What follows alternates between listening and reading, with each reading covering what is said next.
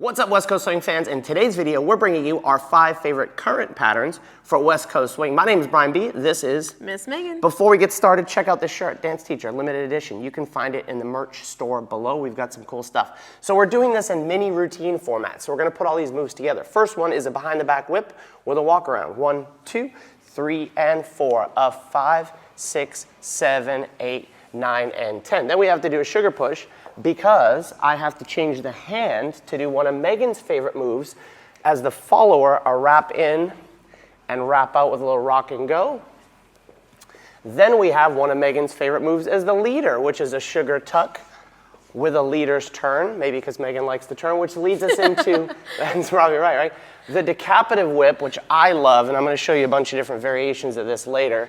And then from here, we need to get rid of this hand with a little turnaround. So let's talk through these. The first one is the whip with the behind the back. So I want to lead what looks like a regular whip, or at least feels like a regular whip to Megan. I like this move because it breaks up the monotony of pattern, pattern, pattern. I get to walk around a little bit. I'm going to change this hand behind my back. 1, 2, 3, and 4. I back up to this side of the slot so I can put this hand on Megan. I found that the more I can back up and take the slack out of her hand right here, the easier it is for her to feel the walk around and anchor step. So if we look at that, 1, 2, 3, and 4, 5, 6, 7, 8, anchor step. From here, we're gonna go into a sugar push to change the hand. Now talk us through this wrap in, wrap out, and the rock and go, Miss Megan. Followers, we're going to essentially do a inside turn, but we're gonna land forward. So we have 1, 2, 3, and 4. They have wrapped us in to this hand, and now we are forward. They're gonna lead a rock and go here, triple step, and then a free spin, or a hand over top rather. And now we get to, so talk me through this. I'm gonna talk to the ladies forward. Why do you like this so much, Megan?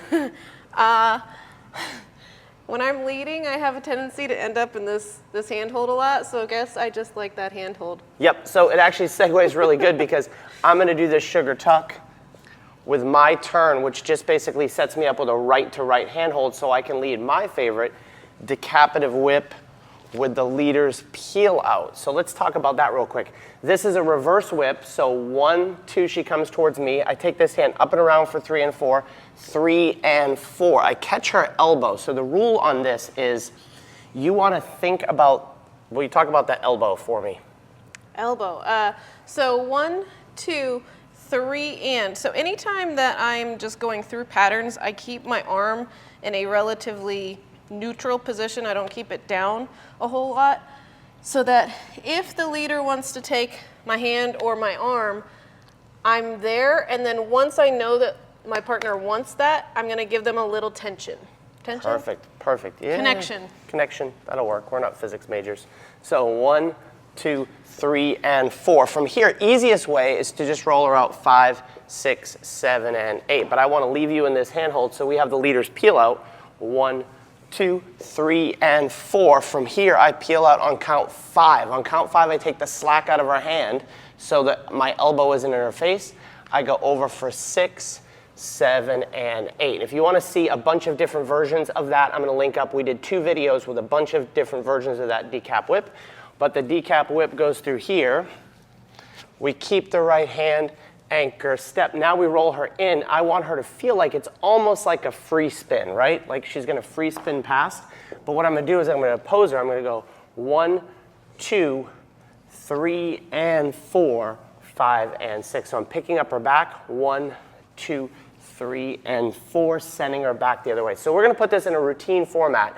So if we do it from this side, I'm going to count it in something called straight eights, and I'm going to tell you why.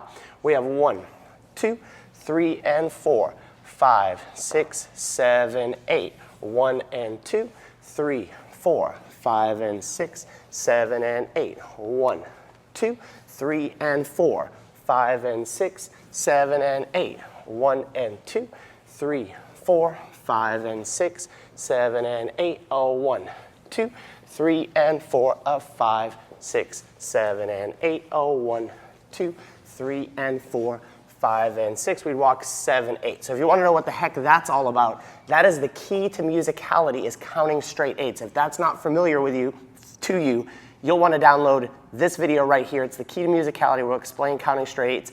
Over here is the playlist where we have the decap whip variations of all of these different pop-out variations and cool different versions of that decap whip. You can watch that right there. See you on the dance floor soon.